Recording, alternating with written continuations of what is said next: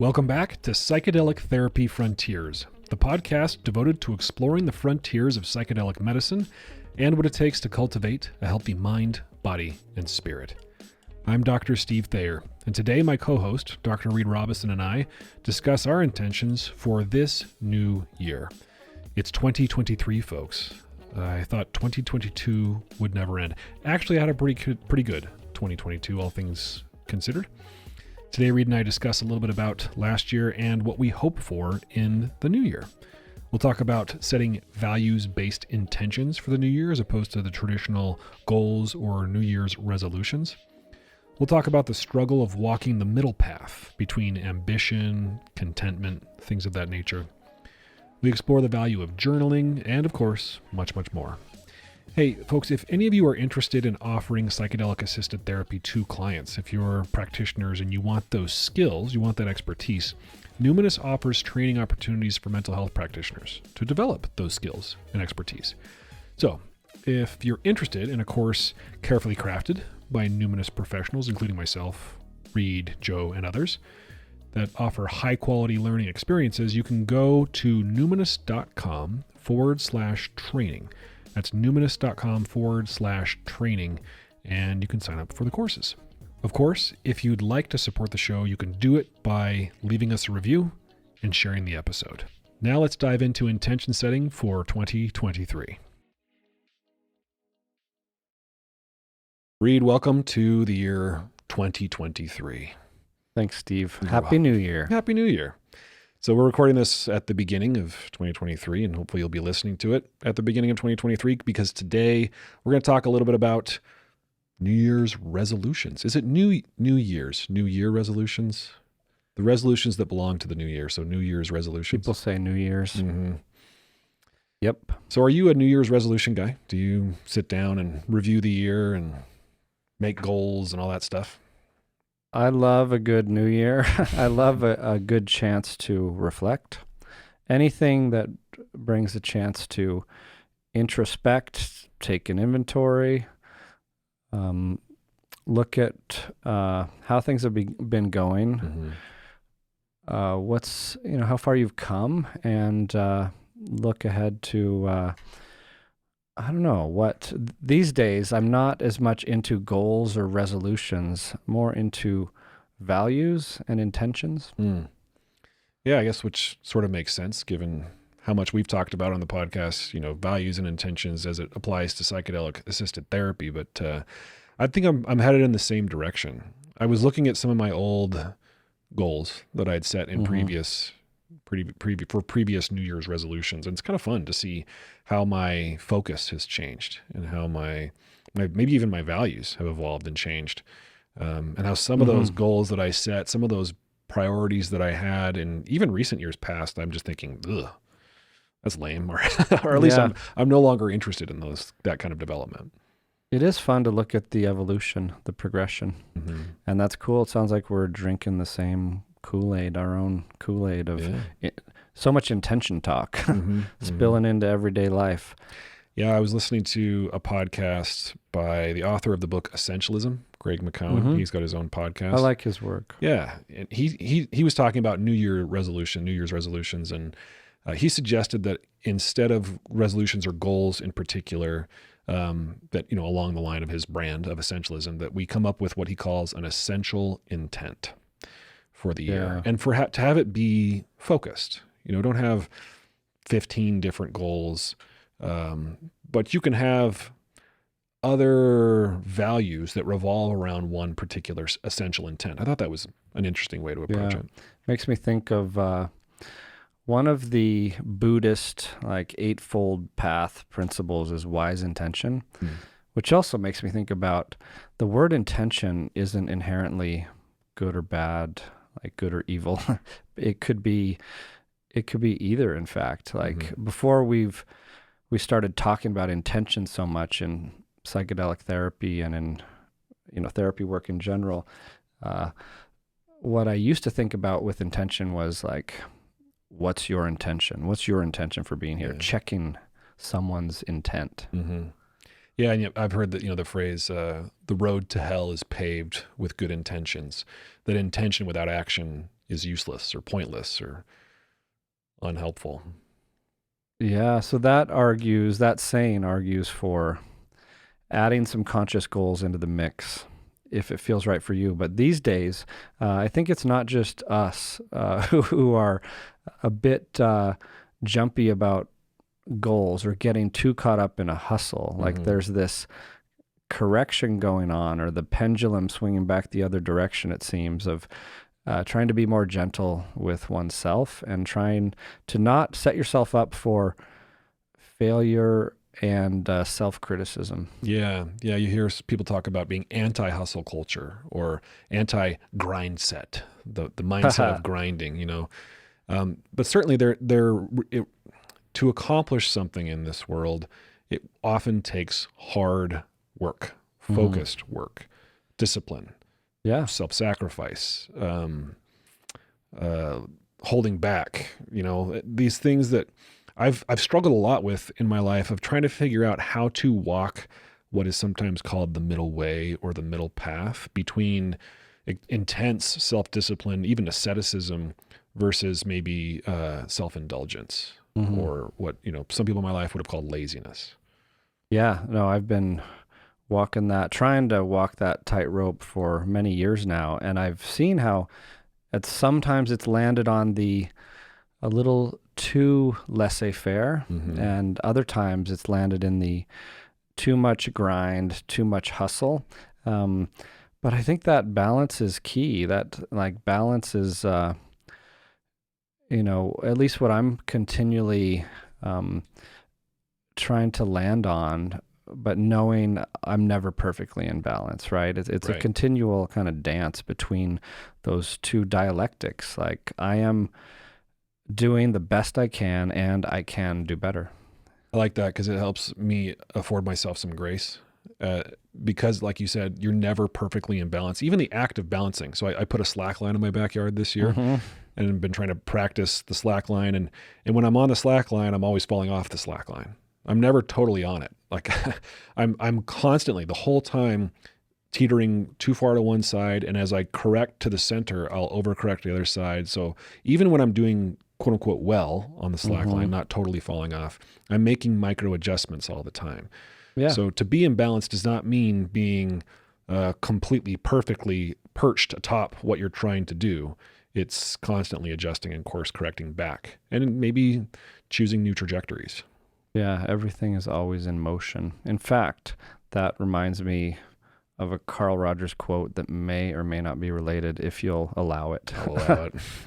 Carl Rogers, who we quite enjoy around here, and bless his soul, back in his day, he couldn't say the word love. He had to talk about unconditional positive regard instead in therapy. Smuggle it into therapy. Yeah, but he said, a person is a fluid process, not a fixed and static entity. A flowing river of change, not a block of solid material. A continually changing constellation of potentialities, not a fixed quantity of traits. I like that because that is how I experience myself. Yeah. I there's a thread of conscious memory that, you know, when I wake up, I remember that I'm Steve Thayer and I sort of remember what happened the day before. But yeah, I feel like I'm constantly, and that's never more apparent than when I'm meditating, you know, trying to return my mind to an object of focus. And I'm noticing all the thoughts that come up out of nowhere, you know, out of the recesses of wherever consciousness is generated. But yeah, we're constant. And so we might as well allow for it. Yeah, I like that. But back to your question about goals and am I setting resolutions and goals? And instead this year I'm trying on, values and intentions, but one of them happens to be discipline. And so it's more of a broad, intention to embody that as an important value in my life, that can apply to many areas, many projects and tasks, but will be accompanied with a value of self-compassion and being gentle with oneself, and knowing that doing the best I can, continually learning and failing along the way is perfectly okay. Mm-hmm. Yeah, I'm thinking along the same lines for my intention this year. Is I've called it the enlightened pursuit of more, whatever enlightenment might mean. But at least in my case, enlightenment means this balancing act that we're talking about, where I can pursue the freedoms that are only on the other side of discipline, but be compassionate with myself when I fall off the slack line. So if I have I have some physical health goals that I want to achieve that really are only going to be achievable through discipline around the food I put in my body, the sleep I give myself, the exercise I force myself to do, but also the play. I really want to make 2023 a year of growth in self-development, but also growth in this area of just enjoying myself more. I don't have to grind necessarily. Yeah. A couple things come to mind. One, a little tangent, because we're in Utah, and which was settled by Brigham Young and others. Brigham Young University named after him, one of the prophets of the Mormon church around here. I read something that he wrote once upon a time that I'm curious what you think about. He said he liked to set up his day with 3 into thirds: a third work, a third play, a third sleep. I like programming play into every day. Yeah. Because that's certainly, as I'm thinking of it, isn't the case for all of my days. Yeah. Sometimes I'm working so much that I get home and I'm super exhausted, and I sort of, wring the rag out as much as I can for my kids and my wife. And then by the time it's, I've got a little time to myself, I'm exhausted, ready to rest. Yeah. And a third, rigidly isn't so practical, but I like the idea of giving yourself permission to work hard at times and really not work hard during other parts of the day, whether that's play or relaxation or just like connecting without any pressure to be doing or accomplishing. It's an interesting phrase, Reid, giving yourself permission. A lot of my clients struggle with this, and I relate to it. Yeah. But this idea that we don't have permission from whoever, the constructs in our hearts, our parents, society, the government, whatever it is, God, we don't have permission to enjoy ourselves. We don't have permission to, even the word indulgence implies some kind of sinful act, right? Yeah. At least that's kind of what I think. That to be indulgent is to give too much to oneself. Like this idea of permission is kind of a funny one. Yeah, I think it comes in part culturally, intergenerationally, way back to early Catholicism, when gluttony even was a sin big time, like pleasure, one of the 7. Carnal pleasures, Lust. And the teachings back then, if you read some of them from, say, like 1500s, would talk about just the evil pleasures, lust being one of them, or the body, like, is just like, it was seen as like a curse and not something to celebrate and enjoy. Yeah, the ascetics would whip themselves. Like, they would literally punish their flesh, because the flesh was the seat of carnal desire and therefore sin. Which was interesting in Da Vinci Code movie to see that portrayed. Oh gosh, yeah. Paul Bettany did a good job. Yeah, that was character. Intense. Yeah. Good movie, though. Good book. Yeah. So we're dealing with this programming to one extent or another, right? From, as you described, our culture many hundreds of years ago, or that we're still influenced by. I was watching a show the other day, and they were talking about how, much of America was settled by Puritans, people who came from Europe and often described as trying to escape religious persecution. And this person was making the argument that no, they came to America so they could persecute more, so they could be more rigid, because they weren't allowed to be as rigid as they wanted to be back in Europe. That was their intention. Right. Yeah. But with that balance of goals and self-compassion, say discipline and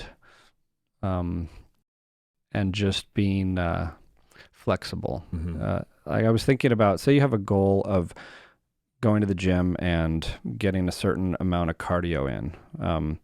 So say that's one of your values and you translate it into a goal like fitness and really being in good health to be able to move through life with freedom and whatnot. But then say you run into someone who really needs to talk to you at the gym, and then you're faced with this conflict of, oh no, I got to get my workout in. You can see how for some people that's an anxiety's mounting in them. But one thing I've been playing with my own values this year is by doing on a fairly regular basis, but I did it the other day leading up to New Year's Eve, is a card sorting task, looking at values and ranking them, like coming up with the stack of 50 plus values, the top 10, and then ranking them so that when I walk into a situation like that and I may have a value related to this embodiment and moving for pleasure and in a freedom and celebrating all that. But I also have a value of connection and altruism and things like that may far outrank that. Then I can, as those get revisited and ingrained and front and center for me, I can just relax into this oh, it's okay if I don't get my 27 minutes on the treadmill or whatever. I like that. Yeah, you have an energetic flow chart in there that helps you make decisions about how to allocate your energy, about what to do with your time, and it's calibrated to your values. And excuse me, I think that's really important because you might go to the gym, and if you aren't clear about where those values rank for you, then you might disregard the person that needs your help because, no, I need to get my 27 and a half minutes of cardio in or whatever it is. And then you could feel bad about it later. Or you might have fewer social connections as a result of you being insular or only concerned about your minutes on the treadmill. I mean, this is kind of extreme, but for an example. But I think it's relevant, and it highlights the need for mindfulness along the way, not only in our goal setting resolutions, to really tune into what values are alive in you, important in you. But then as we move through life, being able to pause, check in, and act from heart space of what's the most aligned with what's important to me. I'm glad you brought up mindfulness. Mindfulness begets awareness, and I think if we aren't aware and deliberate about the values that we're calibrating to, then we get sort of jerked around by the subconscious ones. One we talk about a lot in here is sort of like the people-pleasing value. I am not enough. I have to make sure other people, that I do what other people want so that they'll love me and accept me. And so if that's unconscious, like I said, it sort of jerks you around and other people's agendas become your agenda. Out of a desperate attempt to ensure that you aren't alone. And this is very understandable for a lot of people. But if you can make these values like you're describing conscious through a practice of mindfulness, mindful inquiry, then if somebody comes up and they need your help, you can deliberately serve them from, the metaphor we've used before is this full cup, right? I've chosen to fill my cup first so that I can then serve people from the excess instead of scraping the bottom of that cup out of desperation or fear. Yeah, begrudgingly. And what else you can do is, if you have a value of boundaries or an intention to honor your own boundaries and self-care time and practices, then you can figure out a nice way to have both of those things be honored. Say, it is good to see you. I would love to chat. Are you free later if I give you a call? Because I'm about to get my workout in. Right. Yeah, it's a really healthy way of doing it. For me, I also have to accept the possibility that even if I execute that perfectly, even if I use all of my good communication skills, it's possible that this person is still going to be hurt. Yeah, it's possible that that I'll back up a little bit. One thing that has helped my own perfectionism around this stuff, around goals, around relationships, is to embrace the reality of entropy, embrace the reality of chaos to some degree. That it is actually okay if I make mistakes. It is actually okay if, even if I don't quote unquote make any mistakes, I'm doing everything that a rational, well-trained person would do, it still might not work out well. And that's okay. And so I've made real estate in my brain for that to live. And it's helped me relax a lot. And wouldn't you know it, when I'm more relaxed, I'm actually more likely to act in a way that's consistent with my values. I'm actually more likely to show up in a way that's really helpful for other people too, which is one of my values anyway. A little hard when you're in fight or flight mode or frazzled. But I'm glad you brought that up, because it's something I've been trying on for a little while now, but bringing front and center again in the spirit of New Year's is embracing making mistakes, like with good intentions, right? And not in a sloppy way, but like in a way of stretching and knowing that it's going to be imperfect, and I'm striving to embody these things, and it's a continual process. So I kind of try on this 80-20 rule of like, if I have a certain goal or something I'm trying to bring into day-to-day life or turn into a habit, it's okay if I'm missing the mark 20% of the time. Or if I'm trying to master a craft, making mistakes is actually good, right? Like, errors beget neuroplasticity. Like, we learn through reorganization, and making mistakes and the emotionality tied to it can stir things up in a way that makes the brain more malleable and ready to learn. Yeah. I like that recharacterization of what an error is, right? It's you could think of learning just being a series of rushing as quickly as you can to a mistake, so that you can then, I've used the word recalibrate a lot, but so that you can then recalibrate and try it again. I was talking to my son about this the other day, because he's learning to play the guitar. He's teaching himself. He didn't want lessons.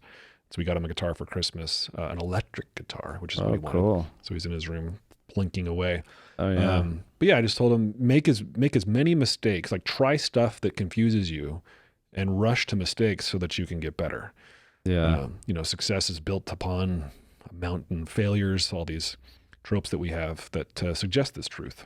Someone even told me once that the word sin comes, if you travel it way back through a certain path, comes from the word mistake or missing the mark. Like, it's not it's not egregious and unpardonable. It's like an understandable error, and we humans are full of errors. Yeah. Yeah. So I love the way of changing our relationship to error, to mistake, happy accident. Is that what Bob Ross calls it? Happy little accidents. Yeah. Happy little tree. Yeah. He'd accidentally swipe his brush somewhere and be like, "Oop, now it's a bird," or "I get another cloud now." There's an artist I saw on TikTok. He's a charcoal artist, and he starts every piece, at least that he presents on his TikTok channel, by scraping a bunch of charcoal and then basically just hucking it at the canvas, and it creates this chaotic cloud. Entropy. And then I've never seen somebody more chaotic as an artist turn their chaos into something ordered and beautiful. He'll just start like scribbling around with a charcoal pencil or like a big chunk of charcoal. He'll have an eraser where he smudges stuff, and pretty soon, and it almost happens in an instant, like one of those magic eye things, where it's this cloud of scribbles and smudges, and all of a sudden it's this perfectly proportioned face comes out of this chaotic charcoal mess. I saw someone do that with a soda can. They like poured some Coke on a paper and made this like brown spot, and then they just took out the pencils and markers and started turning it into something beautiful. It was pretty cool. Yeah, I saw another guy do it with ink, just sort of splattered a bunch of ink and then turned it into something. I saw another artist do this with their child. So the child would do a little doodle, and it was, unidentifiable what it was. Cool. And then they would come in and create something out of the doodle. Yeah, and now we just have AI do it. Oh gosh, yeah. I won't go there. We already read AI poetry on here. Yeah. Yeah, cool. You know what else I like to use as I go about the new year is visualizing failure. Or one of my favorite questions to ask myself or to give others to try on is, how might you get in your own way? And not in a way of like catastrophizing. Like, this is with a very purposeful practice and in the spirit of gentleness, is like, how might things stumble? Because then you're less likely to, and you've prepared yourself and you've prepared your brain and your emotional system for it. Yeah. I'm glad you made the point that it's not catastrophizing, because Yeah. people, sometimes we can get addicted to worry. Like, what if this happens? But what if this happens? I have to control for all these possible variables, and then I will move. And that's just a recipe for inaction and, I don't know, hair loss. Yeah, but this approach helps me anyway to know that it's okay if things don't go as planned. In fact, they're not going to go as planned, and there will be mistakes. And I might sleep in 27 days in a row in my quest to get up and meditate or whatever. And, what's the worst thing that can happen, right? Mm-hmm. Like it's okay. So you can like purposefully visualize it, acknowledge it, so it doesn't creep up as anxiety in the form of uncertainty. Yeah. This is actually an intervention we often use in therapy for people who have, generalized anxiety disorder, or people who worry to a pathological extent. It goes by many names, but one I've heard it referred to as play the tape forward. So what are you worried about? And then they say what they're worried about. Okay, well, and then what would happen? Well, then this would happen. Okay, but then what would happen after that? And pretty soon you get to the worst case scenario, like the ultimate, well, then this would happen and all would be lost. Okay, but would it really? And it's pretty rare to get to a worst case scenario that is insurmountable, and you can get to some pretty gnarly stuff, but still say, well, I might still be alive. So yeah, it's, I think like you're describing, Reid, it's helpful to do that, to take a close look at what we're actually afraid of, and to realize that it might not be as bad as we think it is going to be. Yeah. So, one other thing I encountered, I'm curious what you think about.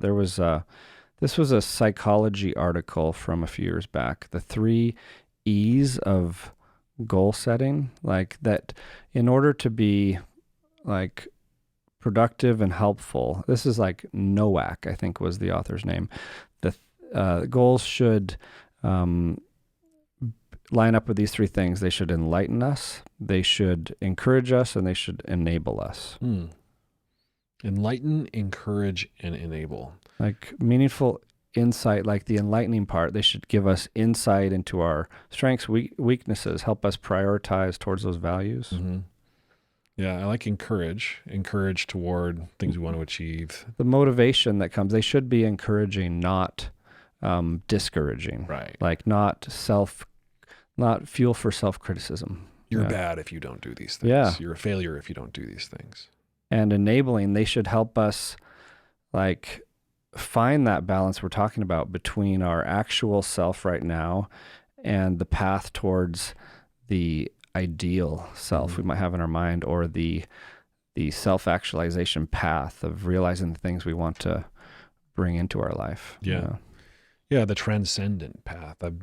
Podcast listeners have heard me talk a lot about this concept of transcendence. I'm just geeking out on it lately. And transcendence doesn't mean you transcend what it means to be human, that you become a perfect celestial being necessarily. Or an alien. We'll save that for the singularity when we upload our consciousnesses into the machines. But into the quantum field. Yes, indeed. Yeah, I like that way of thinking about goals. There's so many different ways to think about it. I'm gonna go back to Greg McKeown's concept of essential intent. This is for whatever structure you're going to use to think about the North Star you're going to chart toward this year. I think it's important to be clear, to be focused. I've been guilty before of not being clear enough about what I want and where I want to head. And some of that's my own sort of people-pleasing perfectionism. I don't have confidence that what I want is what I should want, or where I'm headed is where I ought to head. So you got the shoulds, the oughts, the musts.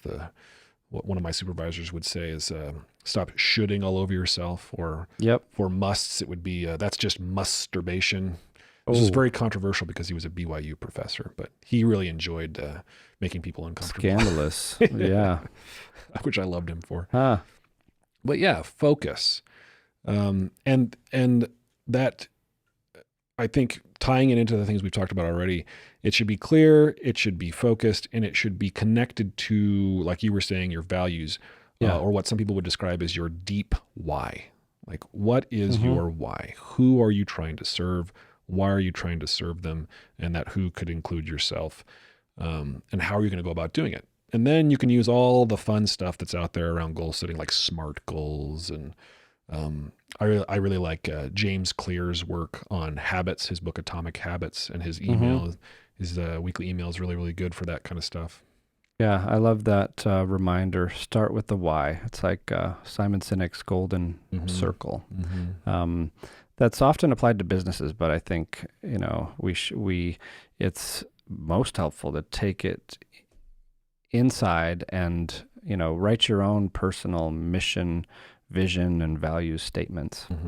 I wanted to ask you, though, if you could clarify what is meant by essential intent, essential intention again. Yeah. I got it from Greg McKeown literally this morning, listening to his podcast. Let's get him on the phone. He's great. I love his book, Essentialism, and I'm forgetting the book that came after that. But Steal Like an Artist, did he write that? I don't know. I can't remember. I think it might be his, but yeah. maybe most famous for Essentialism. But yeah, I think in the spirit of Essentialism, it was just, you want to make a decision. You want to have an intent that sort of answers 1,000 other questions or resolves 1,000 other mini goals or intentions. So something that is so far upstream that when you take care of it, it takes care of so many other things. It's like you mentioned Pareto's principle, the 80-20 rule. I think it refers to that.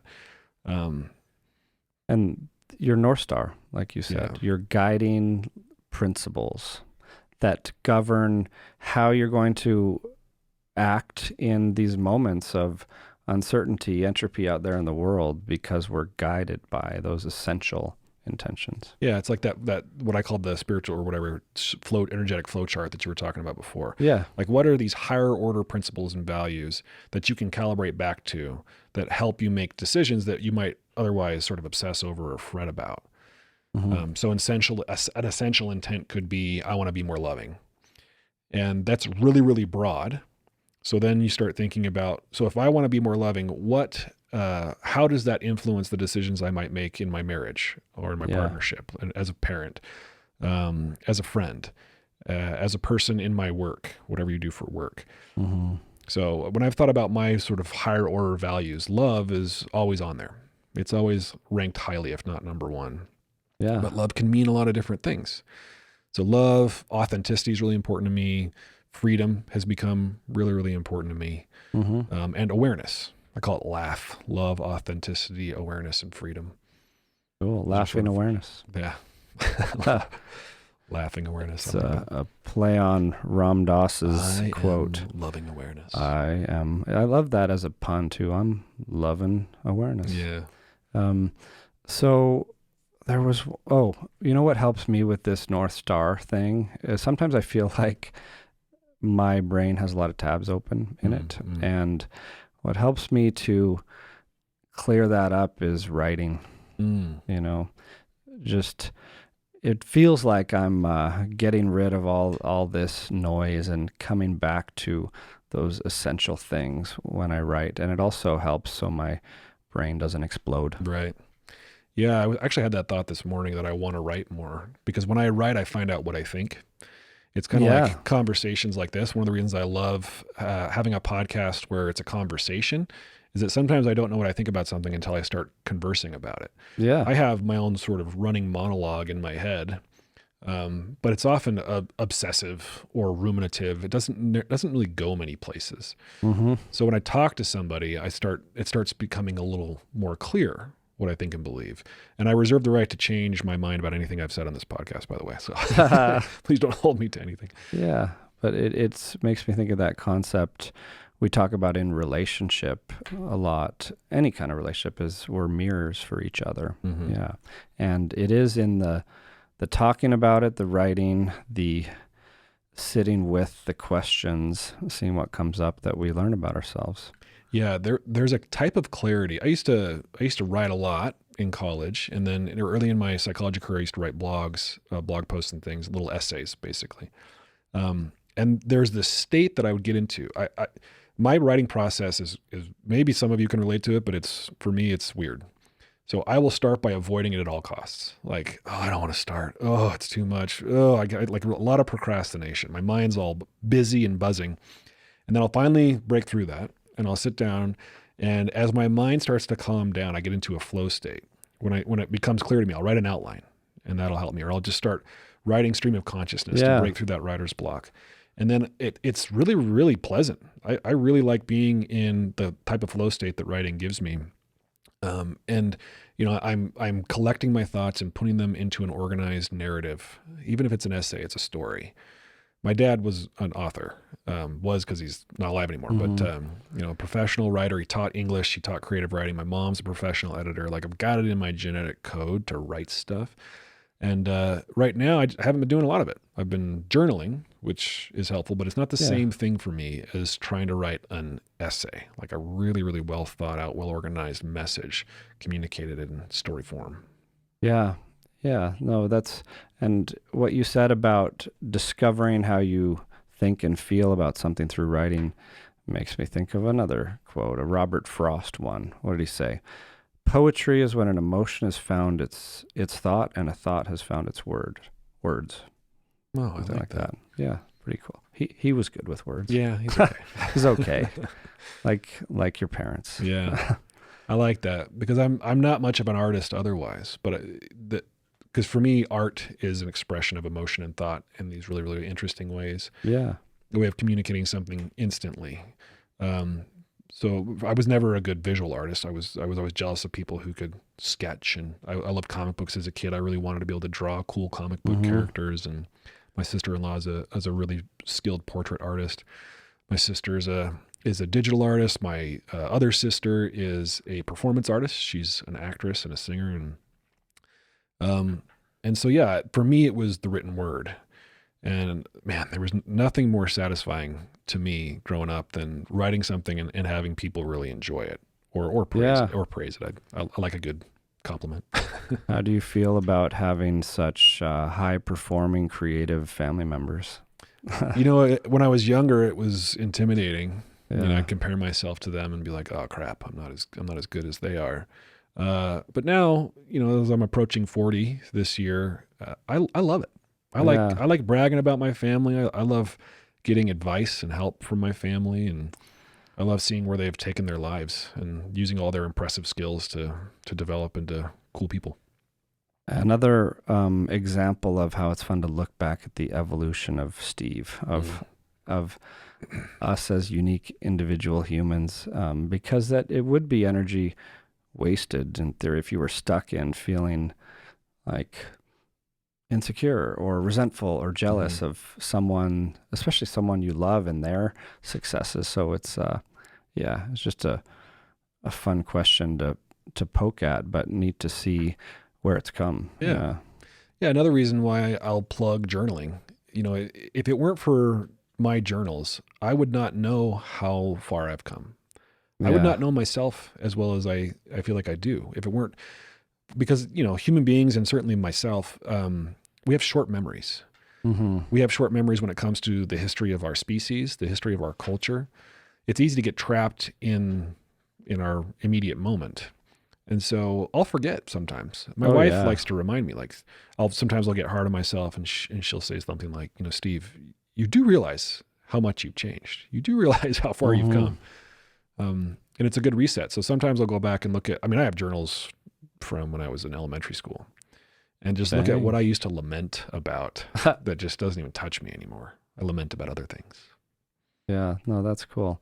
It's, it's such an amazing practice. Of course, there's all this evidence about gratitude journaling and all these benefits, but just Dear Diary stuff. To cut through the noise, and land back on how you really feel, what's really alive in you, and whether you're writing just for yourself or writing to get something out there to touch others. It makes me excited about the future, because if now 40-year-old Steve's looking back at 30-year-old Steve and thinking like, what was wrong with you, dude? Or, oh, poor guy, or I love where he was and I'm glad he did what he did because now I am where I am.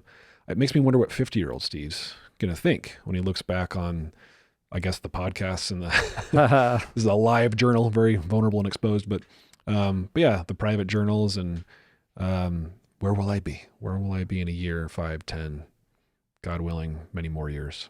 Yeah, that is fun to look back at our embarrassing versions of ourselves from the past. Even when we go back and look at our first ketamine-assisted psychotherapy course, video course that we did in conversation form, which is a cool idea and has been watched by many, and there's been good feedback. But when I watch, and you may feel the same way, it's a little bit of like, some compassionate embarrassment of like, oh, cute, that was fun, we were learning, we did a good job with what we had at the time, and would love to do that again right now. Yeah. I have the very, very same thoughts and feelings when I watch that course. I like that you said compassionate embarrassment, that you added that compassionate part, because sometimes, certainly I'm more so that way now, but I remember in graduate school looking at the videotape recordings of me doing therapy. I'm in supervision. We tape, as student therapists, we tape all of our sessions for review and in-group supervision. And I remember we watched this clip, and my supervisor said, "Okay, Steve, how do you feel about this?" And I just said, "Oh, it feels excruciating." And he's like, "Excruciating, interesting." So the entire supervision session was about, why does Steve feel so embarrassed about his efforts to learn how to be a therapist?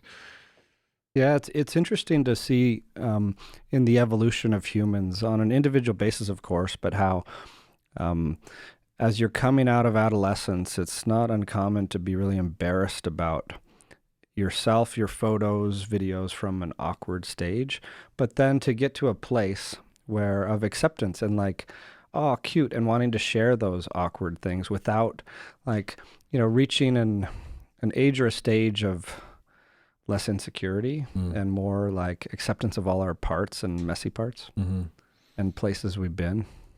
Yeah. Yeah, it is a matter of human development to some degree. That if we navigate those stages well, we often end up in sort of this more generative, self-satisfied stage. I was watching TikTok the other day, as I am wont to do when I'm trying not to think about stuff, and there was this funny TikTok about a guy who's, he's joking around, but he's saying, sometimes people will tease me about being old, but being old's awesome. I don't care what other people think. This is what he said. He said, I can rip a fart in Walgreens and not care. I'm not going to see those people again. I don't even know what brand my shoes are. Like, it was a lot of fun. Just talking about like not worrying so much. Yeah, because that is a lot of, like we were saying, energy in the wrong direction. Like, rather than like encouraging ourselves, cheering ourselves on, instead of energy of like self-criticism, self-doubt, embarrassment. Well, any final thoughts, Reid, on intentions for the new year, sort of walking that middle way, that balance between too hard on oneself, not hard enough on oneself? You mentioned just a minute ago the generative stage that comes about at a certain point in life. I've just noticed, like, coming back to our initial talk about hustling versus intentions and values, just notice that mine have landed much more lately in recent years, and especially now, on these, like, how to be instead of what to do. And even when there's something like, I'll admit, one of my things for this year, I'll go out on a limb and reveal that I'm writing a book, and I'll even tell you what it's going to be called. Oh, wow. Big reveal. The Nectar of Introspection. Ooh, you like it? I liked it. And, delicious. Yeah, and it's just coming out because it wants to, and whereas in past years I've had this like, I want to write a freaking book, and it's just been the wrong intent, to have it really enter that flow. Not something you force, it's something you allow. Yeah, like tune into and allow. I like that. Yeah. Awesome. Well, thanks for sharing, Reid. I'm excited to read The Nectar of Introspection. Did I get it right? We'll see. Okay. Yeah, exactly. We'll see what it's about. I don't even know. All right. Well, have a happy 2023. Yeah. Reid. I'll be excited Cheers. to share much of it with you this year. Likewise. Thanks, Steve. Psychedelic Therapy Frontiers is brought to you by Numinous, a mental wellness company committed to tackling the global mental health crisis by delivering best-in-class psychedelic-assisted therapies, contributing to the body of primary and clinical psychedelic research, and fostering healing through community connection and social responsibility. You can learn more about Numinous at numinous.com. That's Numinus.com. If you enjoyed the show today and you want to support us, here's how you do it. Rate and review the show on platforms like Apple Podcasts and Spotify. Subscribe to the Numinous YouTube channel, like the videos, and share it. Share the show or clips of the show with someone that you think will enjoy it. The content of this podcast does not constitute medical advice or mental health treatment. Consult with a medical or mental health professional if you believe you are in need of mental health treatment.